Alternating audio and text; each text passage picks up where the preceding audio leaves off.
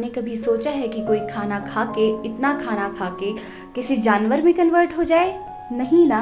तो देखिए इस वीडियो को। इस वीडियो में मैं आपको एक ऐसी स्टोरी सुनाने जा रही हूँ जिसमें कि लोग खाना खा के किसी जानवर में कन्वर्ट हो जा रहे थे।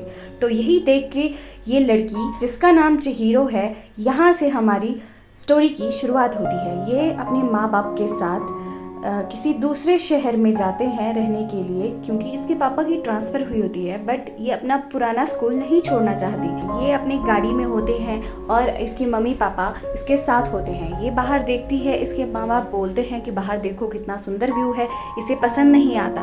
तो ये अपने माँ बाप को बोलती है कि मुझे नहीं जाना है। फिर वो अपने स्कूल से मिले हुए बुके को देखती रहती है और इनकी गाड़ी दूसरी शहर की ओर टर्न ले लेती है। फिर यह गाड़ी में ऊपर चलते जाते हैं। फिर इन्हें एक अनजान रास्ता मिलता है।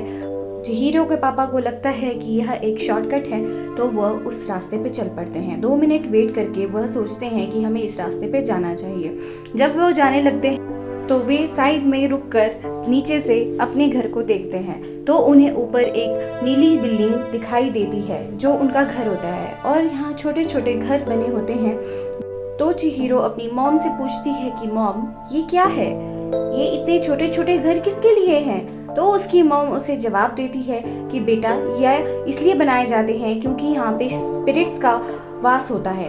तो यह बात करते करते ये लोग आगे बढ़ गए। जैसे ही धीरे धीरे आगे बढ़ रहे थे तो चिहिरो का दिल थम सा रहा था। वह नहीं जाना चाहती थी, फिर भी वे आगे बढ़ रहे थे। रास्ता इतना उबड़ खाबड़ था कि चिहिरो के डैड से स्पीड कंट्रोल नहीं हुई और वे तेज़ी से चलते ही गए और इतने पथरीले रास्ते पे चलते ही गए तो गाड़ी रुक ना पाई।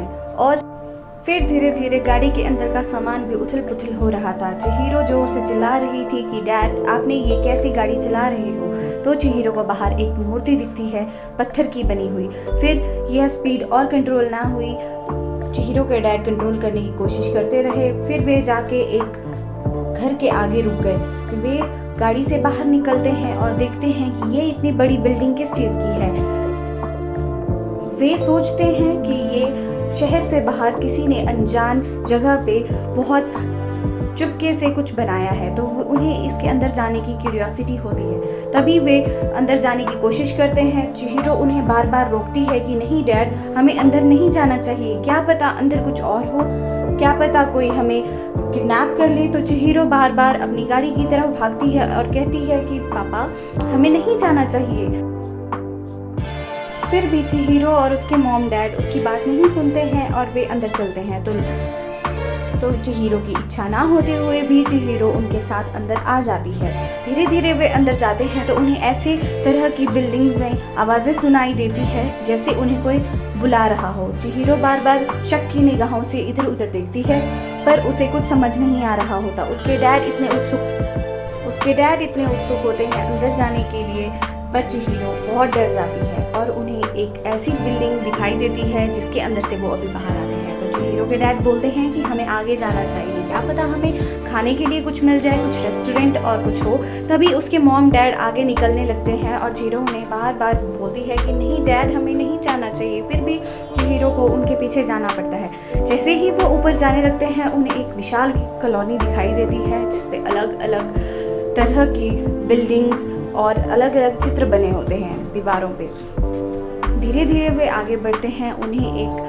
जैसे जैसे वो आगे बढ़ते जाते हैं उन्हें बहुत तरह की दुकानें दिखती हैं। वहाँ पे कोई भी नहीं होता। यहाँ उन दुकानों में बेचने के लिए भी कोई इंसान नहीं होता और वहाँ सिर्फ और सिर्फ खाना रखा होता है। चिहिरो के डैड कहते हैं कि आओ, तुम भी आओ, खा लो, हमारे पास इतना कैश है, हम पे कर सकते हैं, हमारे डेबिट कार्ड हमने इसी दिन के लिए रखे होते हैं। चिहिरो ये बात सुन के बहुत घबरा जाती है कि यहाँ कोई भी नहीं है, सिर्फ हम लोग हैं और सिर्फ खाना है।